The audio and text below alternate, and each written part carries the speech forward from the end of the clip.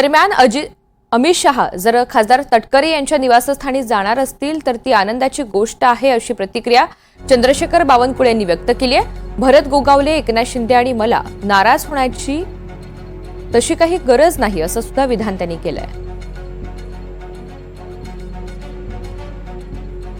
माननीय अमित भाई जर तटकरे यांच्या घरी जात असेल तर एक आनंदाची गोष्ट आहे। त्याच्यामध्ये गोगावलेची किंवा एकनाथची किंवा आम्ही कोणी काही नाराज व्हायची गरज नाही, नाराज होणार नाही। कोणी गोगावलेची नाराज होणार नाही, कोणी आम्ही नाराज होणार नाही आमचे कार्यकर्ते। कारण ते एक संस्कार संस्कृती आहे महाराष्ट्राची की आपण महायुतीमध्ये जेव्हा काम करतो तेव्हा महायुतीमधला एक प्रदेशाध्यक्ष पक्षाचा आणि त्यांच्या जिल्ह्यात जात आहेत अमित भाई, रायगडमध्ये जात आहे अमित भाई।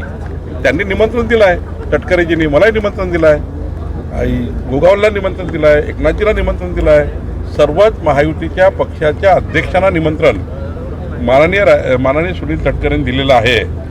त्यांनी सर्वच महायुतीच्या नेत्यांना बोलवलं आहे घरी जेवायला आणि अमित भाईलाही बोलवलं आहे। त्यामुळे मला असं वाटतं याच्यामध्ये पॉलिटिकल कुठलाही त्या ठिकाणी विचार करू नये।